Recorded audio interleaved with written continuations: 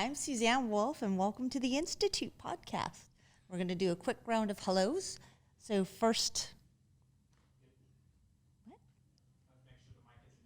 Oh, okay. Can you guys hear me? Check 1 2. Check 1 2. Okay, Yes. let's restart that over so we can use that as a good cut. DJ, spin that back. On a remix. Okay, so I'm Suzanne Wolf, and welcome to the podcast, The Institute. Quick round of hellos before we introduce our guest for today. So first we have our Executive Director of Strength and Conditioning, Coach Sean Manuel. Awesome to be here. Hey, everybody. Awesome. We also have our Director of Human Performance, Coach O. Hello all. Excellent. And sitting in the background, we have our CEO, Jesse Halberstad. Weighing in. Whoop, whoop, whoop. Okay, and our guest today, who's joining us, has spent 8+ years in the NFL and just retired as a head coach of the head football coach at Faith Lutheran High School. He is a certified life coach, and if he wasn't busy enough, he's also a motivational speaker and a minister, a man of faith, a man of the cloth. Thank you so much. So welcome to the Institute, Coach Vernon Fox. How are you? I'm great. Thank you for having me. It's a pleasure. Pleasure. It's super excited. I know when Warren shared with us that you were going to be coming on board and would like to chat with us, we were all pretty super excited to have you. So Absolutely, awesome. man. I'm excited as well. Fired up to connect, man. Yes, sir. Get it on the mic, man. Right. I know when we think about a lot of the experience that we have here at the table, it's just absolutely amazing, and that you're willing and able to share your experiences with us is great. Oh, no, not a problem. Like I said, it's my privilege. Awesome. Hopefully a splash of wisdom. Just a bit. Perfect. So one of the things I think I'm really interested in, and I know our audience would be interested in, is after playing for so long, what interested you in flipping over to become a coach? To be honest, it really was not something that I was eager to get involved in. I needed a little bit of healing from the separation of the game. My career ended kind of prematurely, so to say. And so there was about a 2-year period, I'd say about a year, where I trained and I wanted to try to get back in. And once I realized that wasn't going to happen, I kind of separated myself from football altogether. So I didn't really want to go into broadcasting or coaching, which is what a lot of guys did once they were done. And it kind of came and found me, to be honest. Yeah, I got a great opportunity. People over at Faith Lutheran reached out to me, sat down, offered me an opportunity, and it was a really good fit, an opportunity for me to connect two of the most important aspects of my life, which were the game of football and ministry. Mm-hmm. And so, being at a school like Faith Lutheran, it was just a good fit for me. Right. Yeah, I can only imagine, especially with like you said, it really is a fit when you feel that calling, and to go that way. You felt that calling to really be able to spread your experience and your faith through that. Absolutely. And for me, coaching really is a calling. And I think those that understand that are able to go at it, with the right intent and focus. And, again, it was just a good mesh. The timing was right. And it was something that I definitely felt pushed and called to do. That's wonderful. What I was going to say is what I'm always been interested, what were the earlier influences for you, experience-wise, that kind of shaped you? Because when I talk to a lot of coaches, I talk to a lot of people, a lot of people say faith and say what they believe in. With you, I could see it's a priority. Something's influenced you a certain way. There was a developmental path. Something grabbed you and kind of instilled that in you along the way, a certain set of experiences. What was that when you were growing up? What were those influences? I was really blessed. I grew up in a home with both of my parents present. When a lot of people, I remember being young and people say, who's your hero? Who do you look up to? And my answer was always my father. He was just that type of influence, an example in the home. He showed me what it meant to be a man of character, integrity, accountability, and excellence. And I tried to carry that into everything that I did, whether that was being in a locker room as a player or later having the opportunity to be in more of an impactful and influential position as a coach, carrying that as well. And it helped that I had some good coaches along the way. I think back to my career playing, and I had chances to play for guys like Mike Shanahan, Marty Schottenheimer, Steve Mariucci, Joe Gibbs. And even to this day, my high school coach probably was the most influential coach that I had. He was real rough, hard-nosed, tough around the edges, but somebody that taught me what toughness was about. And it wasn't just physical toughness, but that mental toughness as well. And it's part of the reason I chose to go to Fresno State to play for Pat Hill, the same type of man. And so I tried to take all of those things, including my upbringing and my childhood and the examples that were set in my home, and just, mosh that into trying to be the best man that I could be and the best coach as well. Wow. So how do you think some of the coaching of the characteristics growing up has influenced you in being able to coach those characteristics today? Just trying to model the same thing that I felt were, high character attributes. My dad just taught me to be a man of respect, be a man of honor, be a man of your word. Your word means something. Don't say something that you're not going, to follow up and really stand by. And it was the same type of integrity I tried to carry in everything that I did. I worked hard, and it wasn't just because people were watching.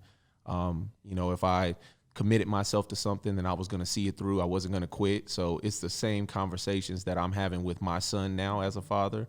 And as a coach, it was the same thing that I wanted to portray to, every young man that was in that locker room. And so for me, it was bigger than just, wins and losses on the scoreboard.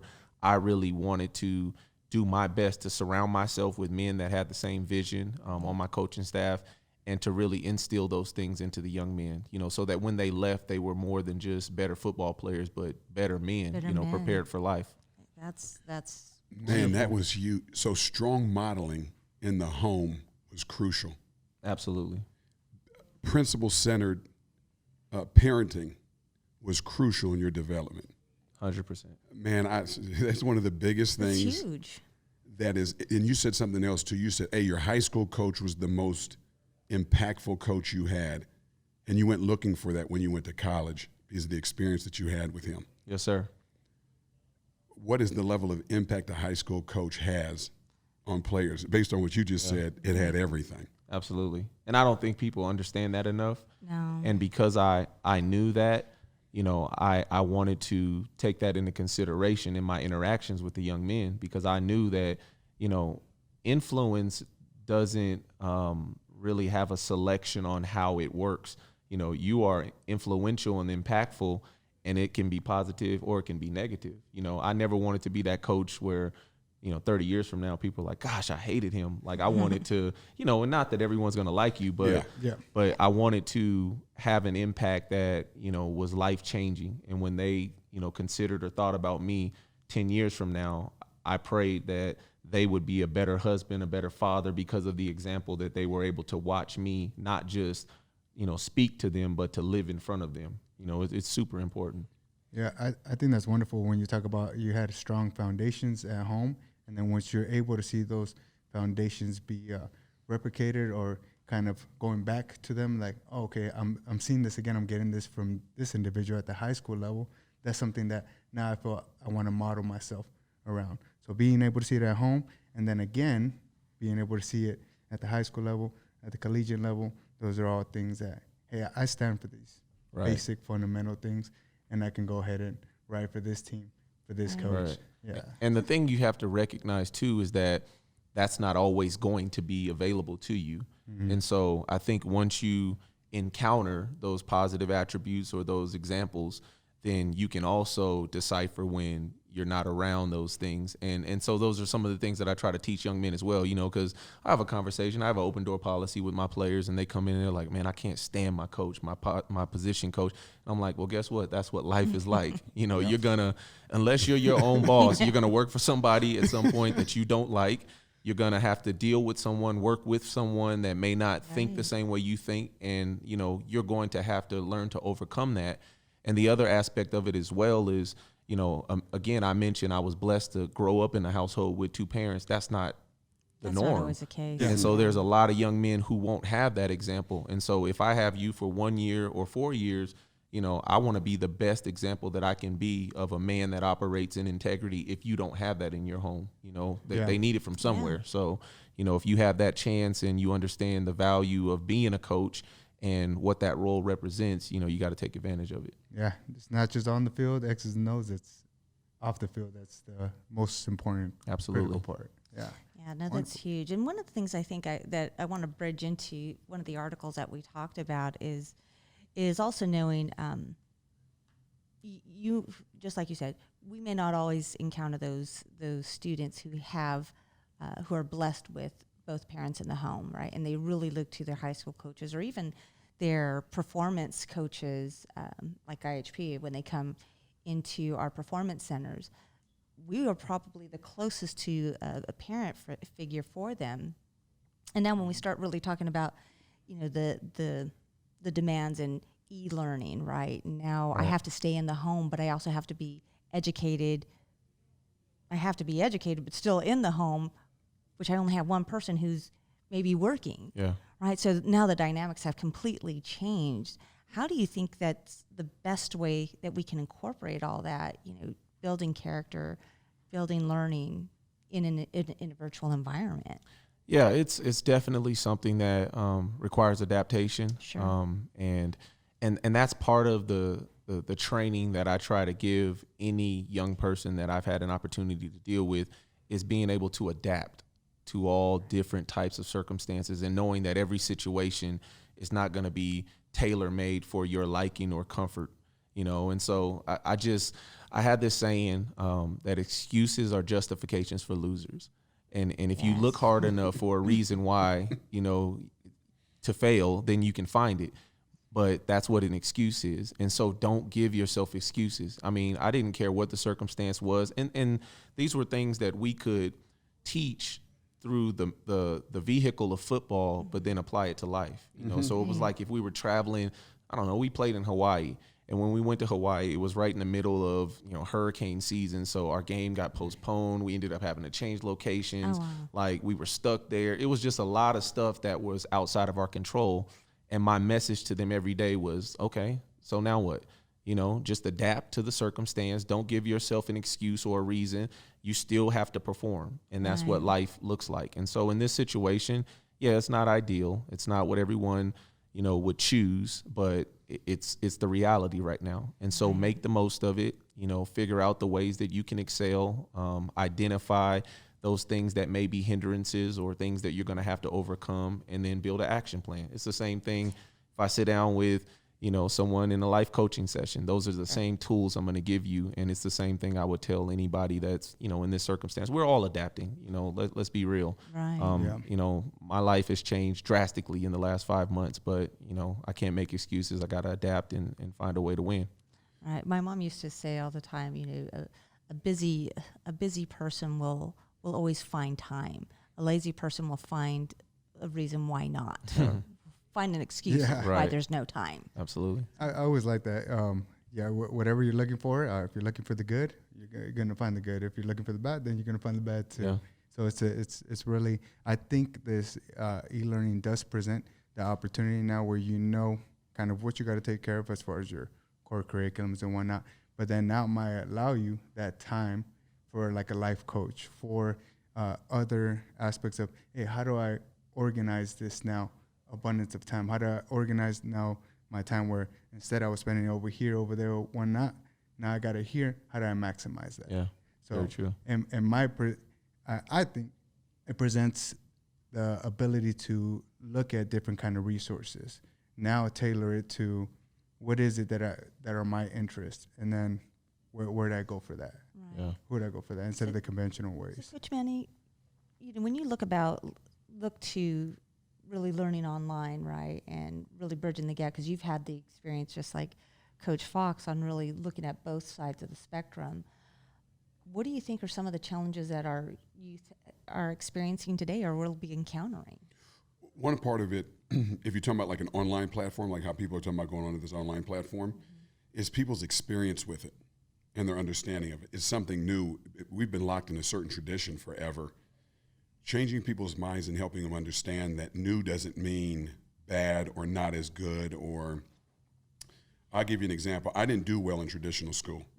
I just never. I was a. That's let's, me. Let's just be open. I was like a 1.7 I coming out of high struggled. school, right? Yeah. So, and in college, I struggled through it too, and I still remember going to Kansas City and Marty Schottenheimer going, "Hey, you got your degree?" And I was like, "Man, do I need it for my contract? Why are you talking to me about my degree, dog? Do I need it to play?" And he was like, "Hey, don't be smart, but do you got it? Hey, you need to go back and get that." And he was talking about. I was like, "I don't, man. School's not really me." And then I remember running into Coach Gunther Cunningham, who took over as a head coach at Kansas City when Coach Schottenheimer stepped down. He took over as next coach in. And so I was underneath him, and so I ran into an airport, and he was like, "Hey, what are you doing?" I said, "Well, I'm coaching." And he said, "Dude, you're coaching. I can get you in. Why don't you think about, you have your degree?" And I was like, "Nah, I got my degree." And he was like, "You got to go back and get your degree." And I was like, "This is like the third time this has come up." So I said, "If I get my degree, you get your degree, and I'll call me, and I'll get you in. I'll let you skip a few steps, whatever the case may be." I remember at that point I started looking for education, and I was like, "Man, I don't do well with the traditional deal." So I went to online. Right. When I went to online, at first I was terrified. It was new. I didn't understand it. Who am I supposed to be talking to? Am I doing this right? All these different things happen, right? And then at a certain point, I got some feedback back from the teachers. And they were like, "Hey, great paper. Hey, this." And we're about 8 weeks in. I got A in the class, and I'm like, "Hey, I got an A in the class. I don't never get A's." And and then it was, so I finished. I was a 4.0 student, right? As I kept going, I went, "Oh, I know this." Then once I got familiar with the platform, Right. I realized it was better for me. The flexibility, the things I could do, setting my own time to do it when I was the best at being able to think, when I was the freshest, when I was ready to sit down and do it, kind of deal. So it had a huge impact on me. So when you're asking me that question, for me personally, when I do schooling, even now when I think about doing schooling, I think online. Right. And the flexibility just makes more sense to me. But it took a minute to kind of get used to that idea. So I understand the biggest issue is the unfamiliar. Sure. What we're unfamiliar with, it makes us afraid. The unknown, yeah. The unknown. That's always. Yeah, and I think so. Knowing that now we're getting ready to go into this. Well, so we're kind of in there right now, right? Where they're learning online. Had you had the opportunity to learn the way you felt comfortable in learning on the online platform back when you were in middle school, high school, how do you think that would have changed your trajectory in your future? So looking back on your 12-year-old self. Gosh, that's a big. I don't know if any platform would have helped me at that point. I was a hot mess. I was the opposite of Vernon. A single mom household kind of deal. Father passed when we were 9. So I struggled with a lot of principle-centered things. It wasn't there. Hey, you need to go to school. You need to do these other different things. My character was weak, and we didn't deal with a lot of character things, a lot of impulse control. There's a lot of different things. So I would have struggled. If somebody would have sat down and laid it out and said, "Hey, listen, you can do football and you can train for it 3 hours a day. And all you have to do is go to school for 3 hours a day, and you'll get all your academics, and we can help you specifically with your needs." Would I have done better?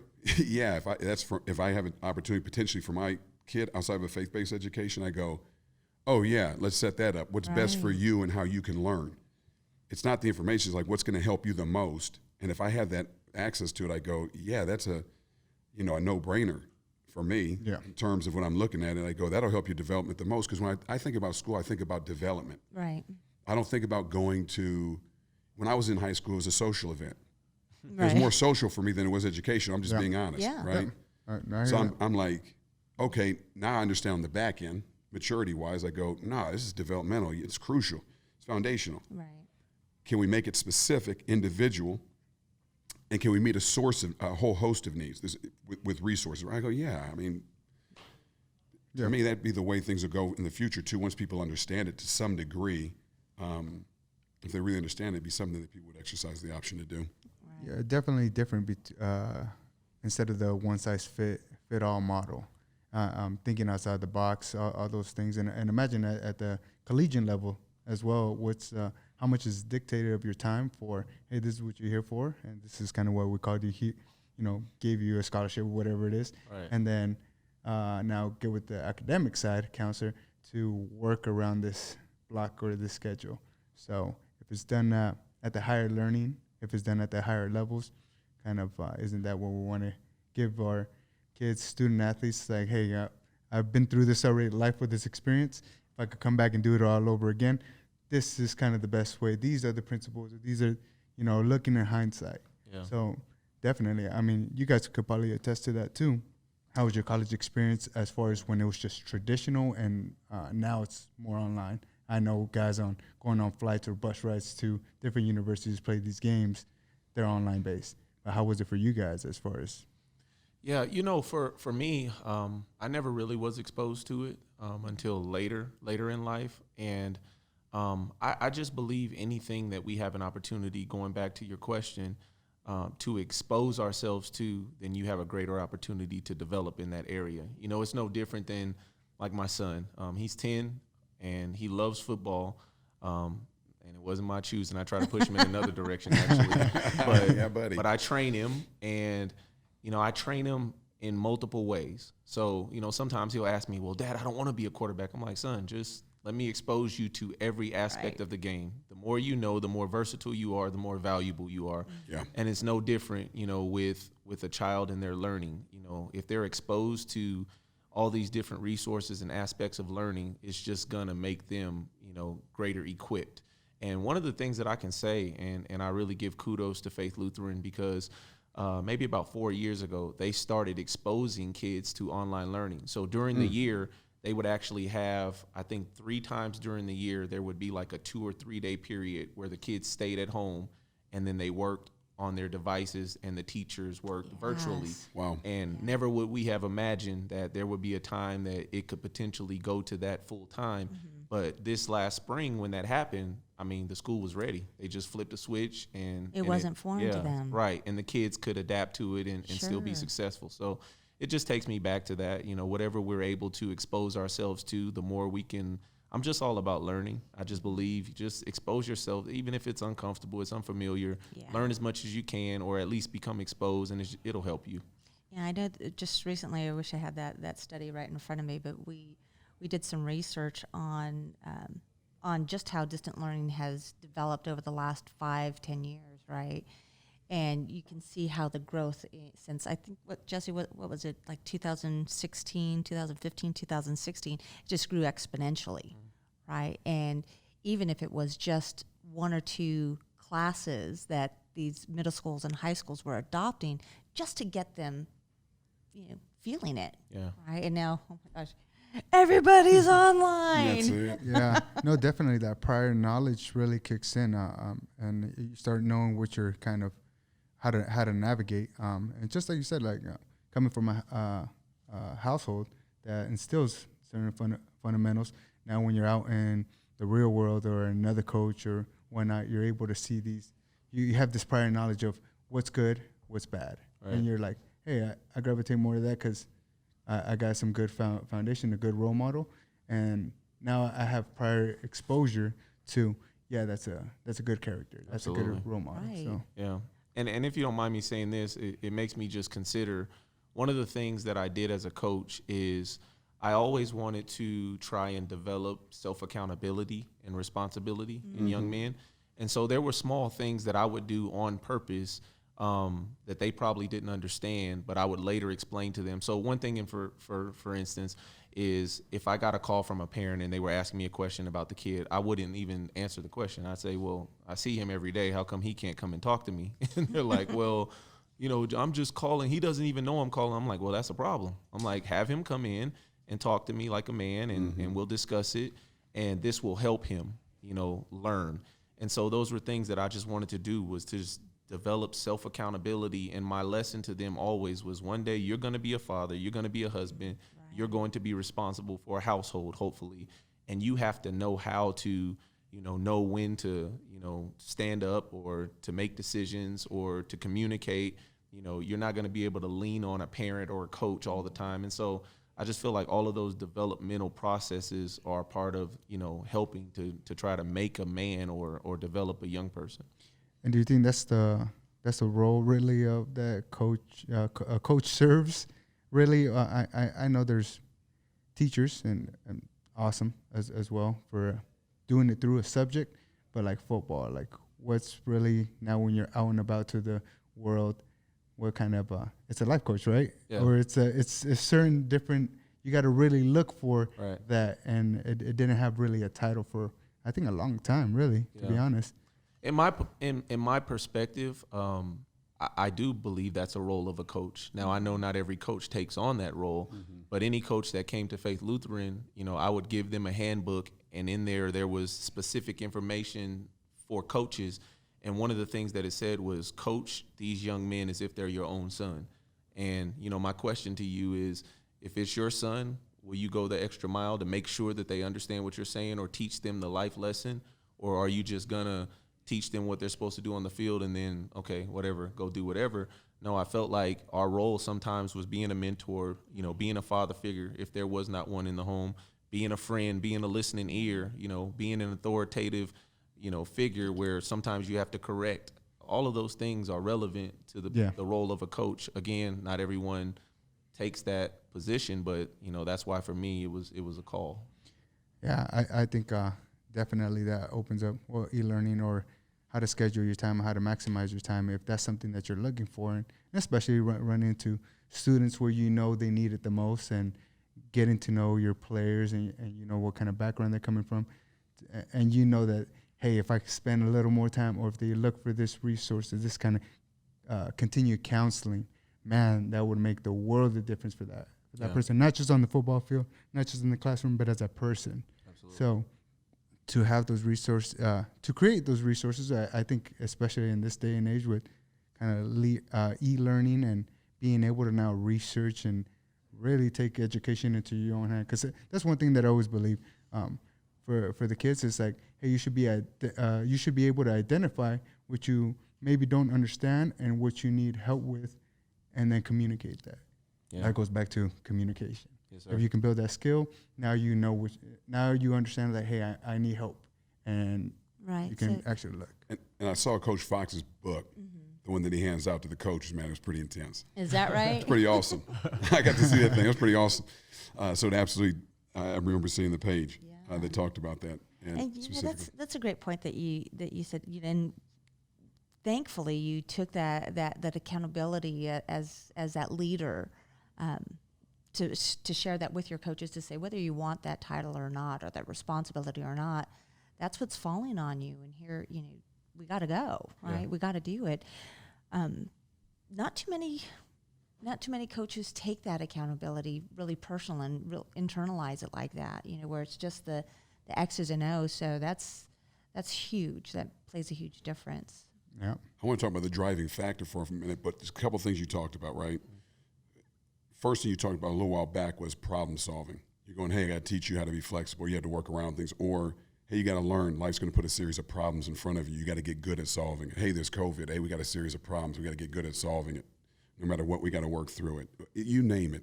Hey, you're going to have this in life as a father. There's going to be a series of problems. You got to be good at solving it. Hey, people are going to put, papers in front of you, tests. You got to be good at solving it. And guess what? They're going to put some harder ones in front of you. You got to solve those. And life just keeps getting a little bit more difficult in its decision-making process, right? And you got to be good at solving the problems. So you said that you guys teach that, which is outstanding. You talked about genuine interest. You're going, hey, the thing that makes a difference is you have a genuine interest in the people that you're taking care of. What drives your genuine interest? Like, it's not everybody has a genuine interest and I'm not judging the other dude, but there's a genuine interest you have that goes the extra mile, that goes, hey, you're going to really, I've heard people do sound bites. You treat them like they're your sons. How would you want your son treated? How'd your daughter? And then we go out in the field and go, hey, different. That don't look nothing like what you just said, man. Was that for the camera or what? What are you doing at this point? But what drives that for you? The genuine interest, the principle. What drives that for you? I think seeing the end of the matter. So my goal in mind is always to, again, and I know people will put foundational principles and missions and visions and purpose and all of that stuff in place, and it doesn't really have a value. It's just kind of, face value.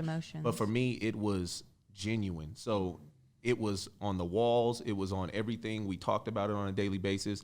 Our foundational principles were to develop young men of character, integrity, accountability, and excellence. And then we built a priority system of how we would do that, which was to keep God first, your family first, your schoolwork, and then football was at the end of that. So every Right. decision that was made was based upon that priority system. And so I was always looking at the back end of what we were trying to accomplish, and then that kind of predicated the decisions I made and how I made them. And so for me, I didn't just see football players, because I knew that, man, heck, Right. more than 90% of those kids are never going to play football again after they're done in high school. So if all I'm doing is making them better football players, then I'm really not doing my job as a coach, because my job is to make them a better man, because they're going to be that for the remainder of their life. And so it was just a long-term thought process. And so even when I talk with the coaches, my goal was to, especially the ones that were fathers, I felt like understood this best, is that if you have multiple children, you parent them all differently. Like, there's not a cookie cutter way of dealing with. So if you got a team of 80 kids, how can you just coach them all the same? Like, Right. they all have different needs. They all have different, learning styles. Emotionally they're different. So one kid you can probably be really hard on, and he's going to take that as a challenge. Another kid's going to crumble, fold, maybe even quit. Right. So you have to kind of do that. And the only way of doing that is by getting to know them, having real relationship. And when you have real relationship, naturally you care about them. So if I see a kid who's having a rough day and he's struggling, if I know him personally and I know that his effort normally is better than this, then I know that something's probably wrong. And so instead of me just killing him, jumping down his throat, I might pull him aside, put an arm around him and say, what's going on? Right. And, when he breaks down in tears, now I know, okay, there's something deeper that I'm going to have to dig in, and it's going to take more than just me coaching you for an hour and a half. So after practice, you may have to come and sit in my office, or I may have to text you tonight. It's just caring and seeing the long-term picture. Outstanding. So you built the system around the principal. Yes, sir. The principal was the governing body. The system was just there to support the principles Right. that you were installing. And you're giving, like when you talked about responsibility, hey, I'm going to teach you how to be responsible. You're going, hey, that's the principle. That's what we're really here to do. Right. Football's a tool. We're going to teach you how to do it through that, and we're going to be successful and be the best we can be. But really, the principles are the thing that are paramount here when we come in here. That's the big thing that I hear you keep saying over and over again. That was what was central. Your principles are central. So one Awesome. thing that it's interesting how you approach it in the business world. We identify that as situational leadership, right? Because you can't develop an individual on something that treat them all the same. You should all do this.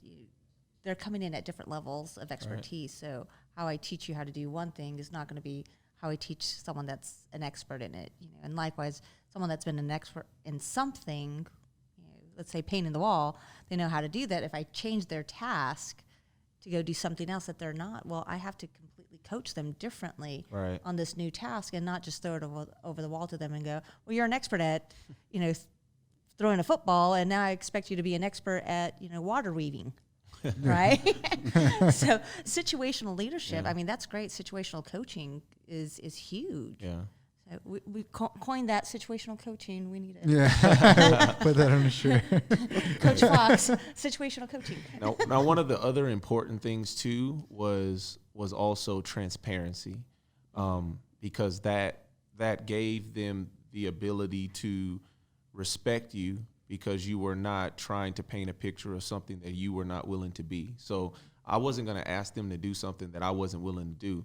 And I failed at that at times, but transparency and honesty allowed me to say, okay, guys, let's look at this. That wasn't a good example. I'm asking you to do this, and in this instance, that's not what I did. So I would be the first one, to come out and apologize, or, in front of all of them and say, listen, that wasn't right, and that's not what we represent, and I'll do a better job next time. And I'm giving you permission to hold me accountable, So that's kind of the way you got to do it. Really good. Now, transparency, this is the thing. In this world, transparency can seemingly leave you vulnerable. Right. What made you confident to be transparent? What made you go, hey, I'm going to show my weakness, or I'm going to say when I'm weak, or I'm going to admit my mistake and go through it? Because when you look at most things, us as men, that's not an easy deal. Right. It's not easy to say, hey, I was wrong. It's not easy to get in front of everybody and still try and be a leader when you feel like you've messed up, right. And show those things. Where did that stem from? What's the thing that drives you for transparency? Because it's huge. Once again, I think you go back to the end goal, and the end goal doesn't say for me to look like this great person in the eyes of the young men. It's for them to develop into men of character, integrity, accountability, and excellence. So at some point, I have to move myself out of the way, and it can't be about me. So if it's ultimately about their development, then that means that may require me to take a back seat. You know, I read something one time, and it was huge.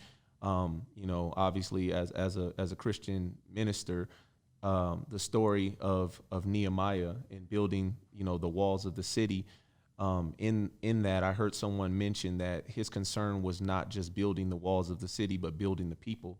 Mm-hmm. And he was willing to take more of his part of the blame and less of, you know, so when I see all of that and I think about that, I was always trying to look at the bigger picture. Like, what am I trying to accomplish? And, you know, it wasn't about me being great or people patting me on the back. Sure. Naturally, that comes, you know, with it. If you're in a position of leadership, you're going to get the criticism. Mm-hmm. You're going to get the praise, you know, but I always tried to point it back to, you know, building up the young men, because that's what it's ultimately about for me.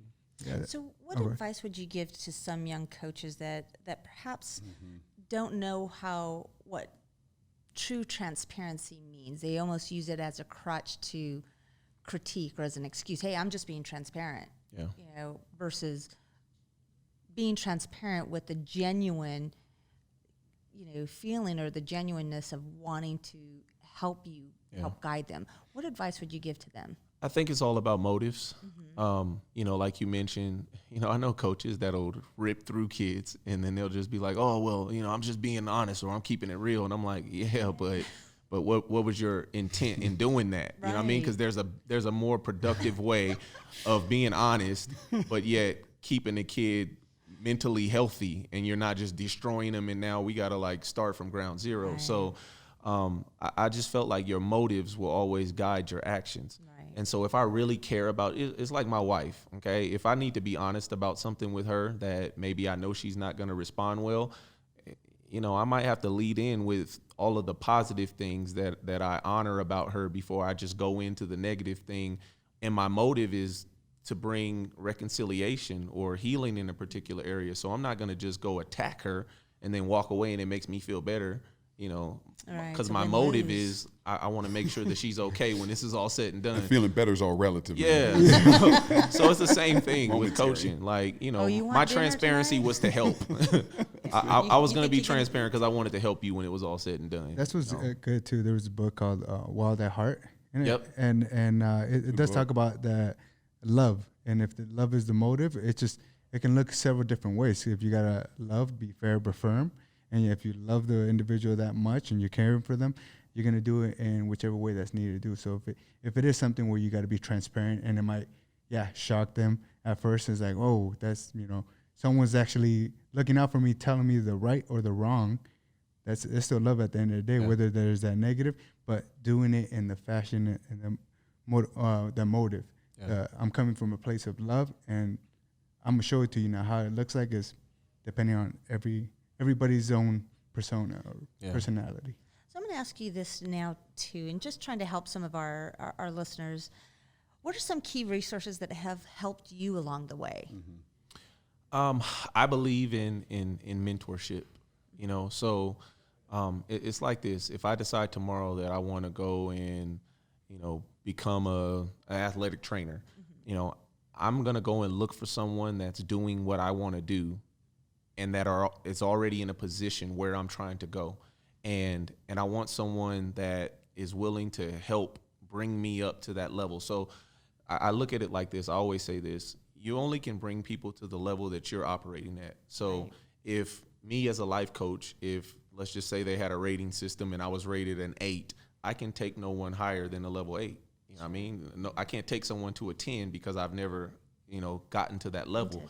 And so I just believe in finding people, you know, that are where you're trying to go and being humble enough to say, man, I want to receive from you to help me to get to where you are. And so that's what I did when I became a coach. You know, I tell people all the time, when they offered me the coaching job, first off, I didn't apply for it and I wasn't interested in coaching. So, you know, when they came to me, I think they told me they had been to like 13 different states with like 60 different applicants. And then they like just offered me the job sitting at a table. And I was like, okay, let's just be real. I know nothing about coaching. I've played football for 18 years, but I've never not even coached Pop Warner. So you want me to be your head coach? I don't even know where to start. And they just said, well, we trust the leader that you are, and you'll figure it out because you have that aspect. And so the first thing I did was I went and drew from people that I respected doing what I wanted to do. You know, I humbled myself. I called Coach Joe Gibbs. I sat down. He blessed me with an opportunity to sit and talk with him, to glean from him. I went to Valor Christian because at the time they were like a 4 or 5 year program, but they had experienced like extreme quick success and, you know, starting from ground zero. And I went there and I was just like, listen, this is what I want to do. I don't want to take a long time to build. I want to just, you know, implement everything. How did you do it? Right. And those are the things that I did. I just surrounded myself. Any person that I knew that knew more than me, I wanted to get access and information from them. And so I just think that's important, you know, when it comes to resources. And you'd be surprised how many people are willing to help you if you're willing to put yourself in a position to get the help. Right. So, you know, to me, that's important. That's huge. It sounds like not only did you go out and look for resources to help improve yourself, but you were also willing to apply their feedback, which is huge. Yeah. A lot of folks go through the motion of asking for help and then poo-poo it like, okay, well, check mark. I asked for help, but then did nothing with it. But it sounds like you really took that to heart. Yeah, no, absolutely. I think Tony Sanchez was still at Gorman. Okay. You know, I called and had a conversation with him. I mean, he's successful at what he's doing. I'm just asking, I'm like, what's the good? What's the bad? You know, talk to me. And then ultimately you have to make it your own. Right. You know, you don't go and take someone else's system. But what I did was I took everything that I felt applied to where we were. There were some things that were beyond where we were even developed to at the time. Sure. Like I didn't have the numbers, I didn't have the infrastructure for certain things, but I figured it out and I put it together to make it work for us and ran with it 100%. That's great. There's that saying, right? If you're the smartest person in the room, go find another room. Absolutely. Yeah. Right. So you need to surround yourself with other people that you can learn from, right? So continuous improvement. And you said it, principle's one thing. Everyone gets principle. It's the application part that's the hard part. Mm-hmm. I mean, that's when the metal meets the road, when you go, hey, who are you as a person? And your ability to be able to take information and then be able to apply it. Because there's a certain amount of suffering that comes when you have to apply it. If it's a nutrition plan, if it's a new platform, something that you're learning on, if it's a new diet or whatever, like we just said, meal and nutrition, these other different things. If you try and do it, you go, oh, there's going to be a little suffering that's going to be involved or discomfort that's going to be involved in it, right? How well are you at sitting through that and tolerating that? Yeah, I know one thing that, you know, kind of selfishly I'm going to share.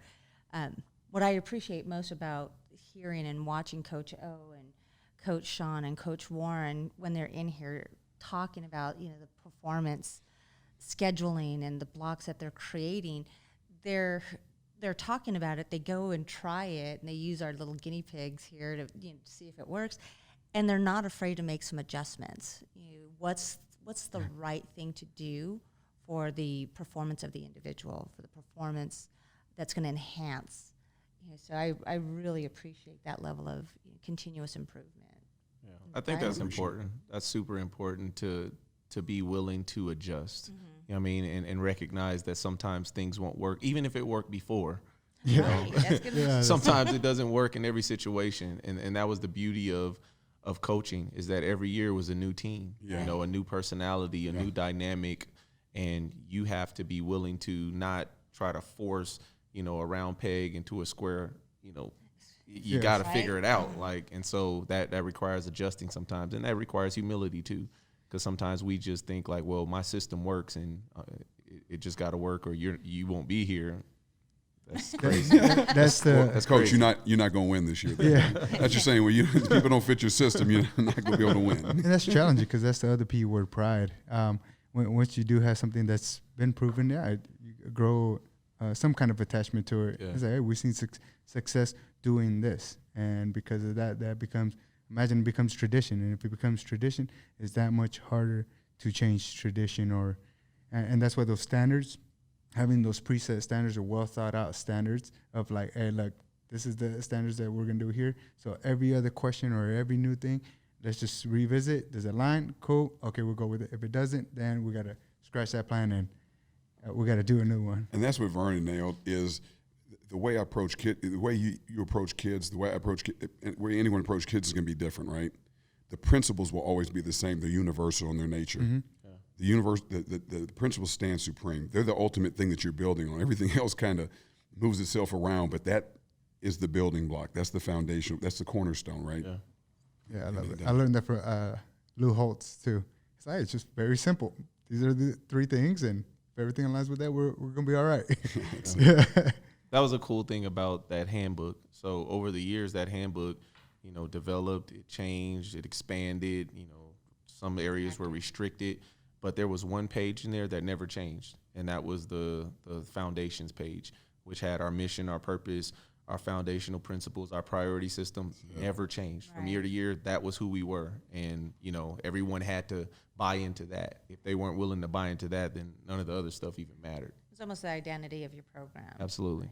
You carry that, and they look to you as the character and identity. Right. And I felt responsible. So there were some times where we weren't hitting the mark. I would have surveys, or I would send out evaluations from the coaches or the players, and they would be honest. Coaches would say, well, I don't feel like we're living up to this, or players would say, we don't do a good job of this, or I love this, but I hate this. And I had to, be honest and say, okay, well, I'm not doing a good job. And I felt responsible, so, we have to do whatever to live up to that, because that was the identity of who we were. Sure. Oh my gosh. Yeah.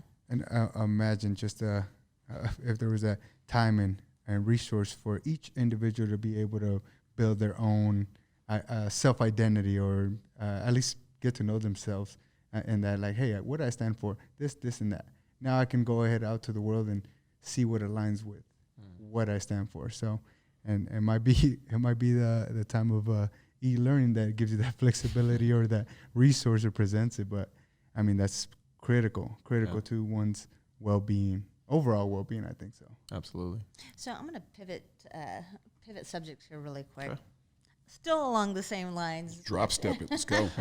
But I want you to share with me a little bit about what do you feel are some of the biggest challenges that you see in Vegas athletics?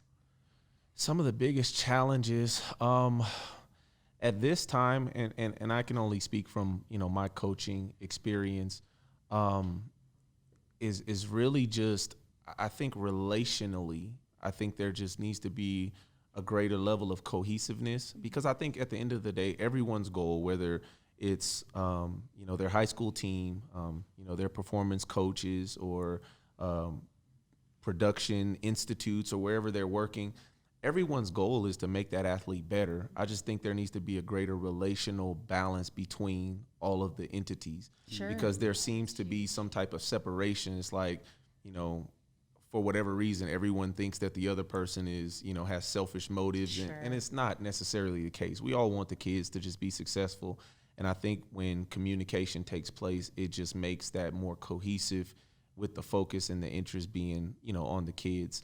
And, I think when that's been able to be balanced, we've seen healthy relationships, and the kids have been able to go out and excel. So that's one of the biggest things. I think we probably have more talent than we've ever had coming out of Las Vegas, which is great. Being a local product, I just don't recall that we had the opportunities. We had talent, but we just didn't have the opportunities or exposure that our kids have now. And so knowing that, I just think everyone just kind of needs to really just, buy into that process of working together, in the interest of the kids. That was always a difficulty as a coach. It was like the players wanted to try to keep a secret because they didn't want they felt like, oh, well, if I let coach know, and I just wasn't that coach. Like, at the end of the day, I'm like, guys, I've been a player, so I understand you want to do whatever you can. Let's just work together, to make sure that we're doing things the right way for you. And what would be some detail, because that's really, really good, huge point. The cohesiveness or being more integrated, communicative. And when you say that, like, what are the specifics? Mm-hmm. Like, you go, hey, when I was at Faith, a kid would be training with us and we had our program. Then he would go down here with this other specialty coach and they'd start working, but they didn't want to talk, and we didn't go back and forth about the volume that they're putting on the kid's body. Then he'd go down to this other facility and go do, what were the specific, what are some examples that you're talking about with the cohesiveness? Is that what you're talking about? I am. Yeah, So I think first and foremost, the coaches have to be honest with themselves and recognize that this is a part of the development of athletes now, and that's going to be happening whether you want it to or not. And so if you try to stop it, it's just going to happen behind your back. And if you have bench, squat, and clean, and that's the only thing going on in your gym, guess what, man? The kids are going to want to go somewhere and do something else besides bench. And be honest with yourself again. There's only so much you can offer. You know what I mean? There's a whole nother level of development and, you know, athlete specific focus that you're not going to get, you know, at a high school program. And so I think specifically just being willing to have a real conversation, like, you know, say, hey, here's our program. This is what we're doing, you know, so you can know exactly what this guy's doing from day to day, and then you can build around that. And, you know, just like I say, open communication, honesty, and with the intent and focus on the kid. You know, just don't make it about yourself and, you know, feeling like you got to be exclusive and, you know, either this or nothing. I mean, to me, that just doesn't work. I think it goes back to what you said too. Is like, look, if I'm I know I'm a 10 at coaching football, but I'm a 5 in the weight room, or I'm a five at this. Right. I got to go find somebody that offers that at a 10 and see how we can help each other at the end of the day. Like you said, what helps my student athlete? What helps my individuals to become better? And not even point them in the direction, but also be willing to have a conversation with that 5 or that 10 in recovery and say, this is what I'm seeing. When you're done with them, tell me so I know what to do and what not to do. Yeah, if that's covered, then I know I can focus on X's and O's. Then it can be an asset that when you communicate, each person could be an asset to fill a gap so the kid gets a more holistic developmental process that he's partaking in, right? It's interesting because when I was at Gorman, that was one of the big things. And I would call the facilities and go, hey, walk me through this real quick. Like, what are we doing? Like, he just came in, man, he's doing plyometrics. Let's walk through. He's in hypertrophy phase, right? Let's just walk through this for a minute and just talk about what we're doing. And over a period of time, because I would call, we built a relationship. So people would start calling and going back and forth. So I know the guys in town. And we'd go back and forth and, hey, what are you guys doing over there? And what would, you know, how is this? But I would have to really force it. And what you said was there initially, like, hey, you know, wait a minute, man. You know, don't try and take control. I just told him I can make the kid an NFL draft pick in 3 weeks. And they wrote a check. Don't mess with me. Right. And that's don't the pay thing with my too, money. Is you develop trust through communication, you know, because that's one of the other issues, if I may just be honest. You know, you have kids that are a part of, you know, things outside of your program. And then, you know, you get a little nervous because kids start, you know, saying that they're leaving and going to other programs. And so you don't know if there's rumors or things going on, whispers in their ear. And so developing trust, then you can have open communication. And I think then there's a respect level there, and everyone just plays their part. Again, it's not about what you can try to gain in the situation. It's about helping the kid at the end of the day. Man, you're saying it too. You can alleviate a lot of fear by communicating. Right. If you're talking to him and having a genuine interest like what you talked about, then you're talking to the kid and you realize he's unhappy and that something's going on. Right. That there's other people pulling on him going, hey, you should do. Okay, man, if that's what you should do, let's just talk about it. If that's what's best for you, then let's talk about what's best for you. But is that really what's best for you? But when you have that kind of communication, then you're really able to illuminate or shed light on what's really best for the kid, or are their personal agendas kind of taking place here? Let's just wait out so the kid's really taken care of. Right. And I'd be the first one, you know, when I was coaching, if a kid came in and said, hey, coach, you know, I'm going to be leaving or whatever, I would tell them, okay, before we even go into this conversation, the first thing you need to know is if you do leave, I want you to be happy. I don't want you to be here. I mean, it's like a relationship. Who wants to be with someone or they I hate you, you know what I mean? But they're with you. So, you know, I let them know, like, ultimately, I want you to be happy and I want you to do what's best for you. And I realize at some point, this may not be what's best for you, but let's talk about the benefits, you know, versus the unknown of, you know, making a change, you know. And my biggest thing was for them to know that I loved them and cared about them. And I tried to prove that even after they left by maintaining a relationship, checking on them, communicating with them. I think that's important. It's interesting you said that because you mentioned that too, Coach Manuel, about relationships, things that you don't really work on or develop during time, or it's not a focal point, but it's the number one thing that you deal with. You're talking about the conversation about school and we go, hey, we're going to learn all these things, but the two things that we'll deal with our whole life, relationship and money, are the two things we don't learn when we go in there. Yeah. Typically. So you're like, hey, Yeah, but those are the things I'm going to be doing my whole life. What about principle? My character is going to be the biggest thing that's going to get me through at the end of the day, no matter what the process is.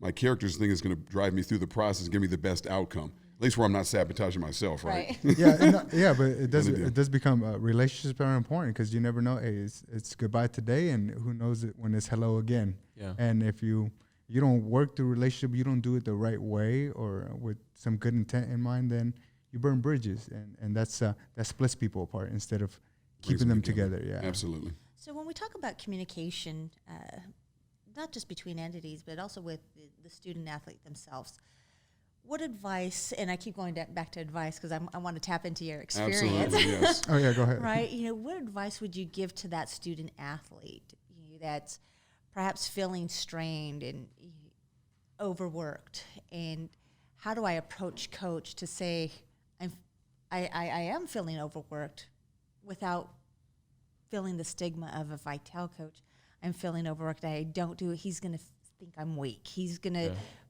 look me over for someone else. What do you talk to that person?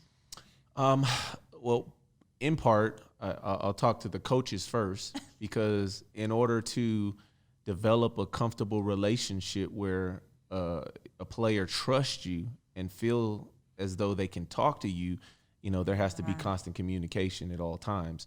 And it has to be more than just, those moments. It has to be bigger than that. You got to really be concerned about them as a person and develop that level of trust where they'll feel comfortable coming to you and knowing that they can trust you with those conversations.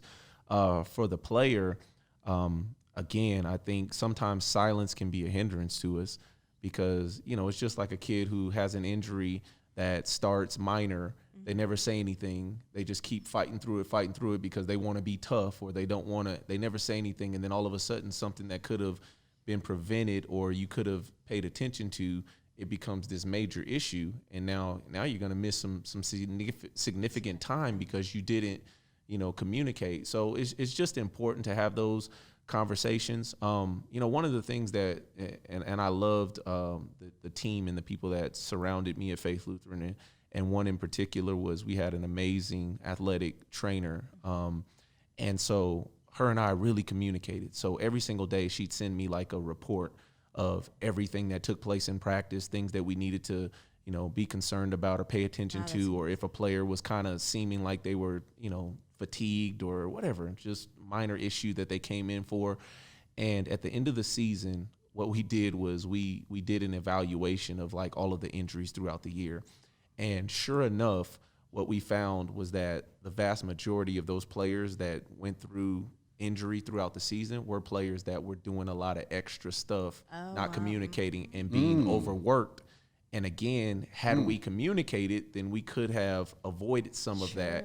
And so, that was just good information that we could share with parents and say, okay, here are the results and statistics of what we're seeing. This is how we can avoid this and be on the same team and work together for a common purpose.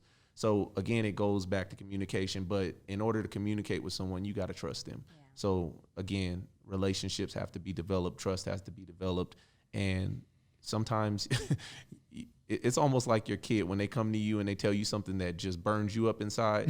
You may not be able to respond the way that you feel in that moment, just for the sake of, okay, they'll never come and talk to me again if I respond the wrong way. So you just gotta work through that process. That's where it's like, it's good that you're hearing, they're willing to come to you, but you're not always going to hear what you want. Right. Because you build that communication. That's a good problem to have. Yeah, when my daughter was young, right, I just remember we were driving, right, and she would start to tell me stuff, right, and I would drive, don't respond, don't make any faces, just nod, and oh my gosh, I can't believe she's saying, okay, that's what you're saying.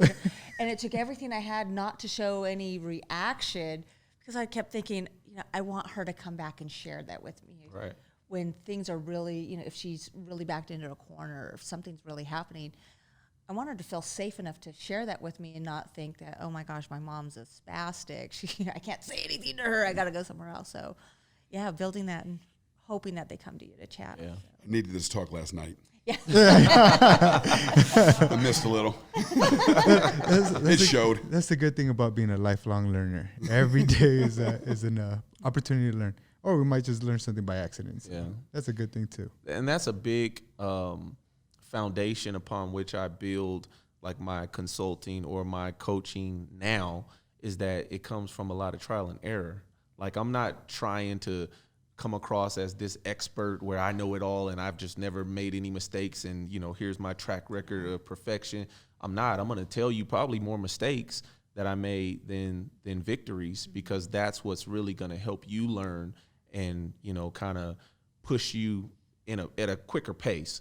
So something that took me probably 30 years in some cases, I'm going to give you in 30 days, and you're going to be able to succeed, at a faster rate based upon some of the mistakes that I've made. So, Right. a lot of this stuff I'm telling you is stuff that I had to learn. Like, I didn't always respond the right way, and then I had to come back and correct it. That's what the application then starts going like, hey, I heard what you said, but then I applied it. That's called wisdom. Yeah. I took in what your experience was, and I'm ahead of the curve now. I always tell everybody I speak fluent in movie quotes. It's true. For sure. So there's a movie called Meet the Robinsons. If you have young kids, you'll know Meet the Robinsons. There's a scene where, the guy he was so upset that he failed at making one of his inventions, and his adoptive family was celebrated, his failure, because nothing great comes out of immediate success. He had to fail to learn to get better and better, and they just celebrated the failure to say, keep trying. Yeah. Just keep moving forward. Exactly. So Yeah. welcoming Good. failure. I love that's it. a tough concept to get. Absolutely. So, and any last? I'm going to kind of wrap it up, but I want to make sure that we No, have man, some I always last thoughts. I always appreciate the perspective, the thoughts, the principle, all those different things. That's why I was like, nah, I'll move things around. Definitely, let's connect, man. Yeah. Be able to come in and listen and hear, because one of the things we've been talking about in here a lot is, and Jess just said it today, universal principles, right? At the end of the day, universal principles are the paramount piece, the foundational piece that when you build on them, they build laws of effectiveness that always help the quality of your life grow. Always, no matter what, when you put them in. It doesn't mean everything will always go your way, but it gives you an opportunity that no matter what does happen to you, you can respond in a way that you get better, not bitter, right? That's good. And so anyway, when even today coming in and listen to you and listen to the principles, it helps me understand why you had such an impact on the kids and why you have impact on people the way you do. Oh, I appreciate that. Yeah, absolutely. Coach O, do you have any last thoughts that you'd like to share? A pleasure. Definitely expanding on some good topics, and there's always a solution, and it's how you approach it. I mean, that's what I got from it. How you approach it, and where you stand at the end of the day, and that's gonna really propel you forward, no matter where you go. Even if you got a zigzag on the way up, as long as you're going towards that direction, you're always good. Absolutely. Thank you. And Coach Fox, any last? Where can our listeners find you if they want to search you and see what you're up to and what you're doing next, and just to follow you? Where can they find you? I'm on all social media platforms. On Twitter and IG, I'm at Vernon Fox 3. Also on LinkedIn, Vernon Fox III. Facebook as well. You can find Vernon Fox III. But yeah, no, I'm busy these days, so I'm available for life coaching, consulting. One of the things that I'm actually working on now that I'm excited about is doing an online course and a coaching system for coaches. So it's on wonderful. program development and, leadership development, character and culture. So I'm excited about that. And I'm writing a book, The 3 P's to Success. So, Nice. so a lot of things on the horizon, and definitely looking to connect and be a available resource of help. Dude, keep us in the loop, man. Yeah, we man. can look at it and Absolutely. see, Folks keep our that- eyes out for it. Right, the 3 P's of effects.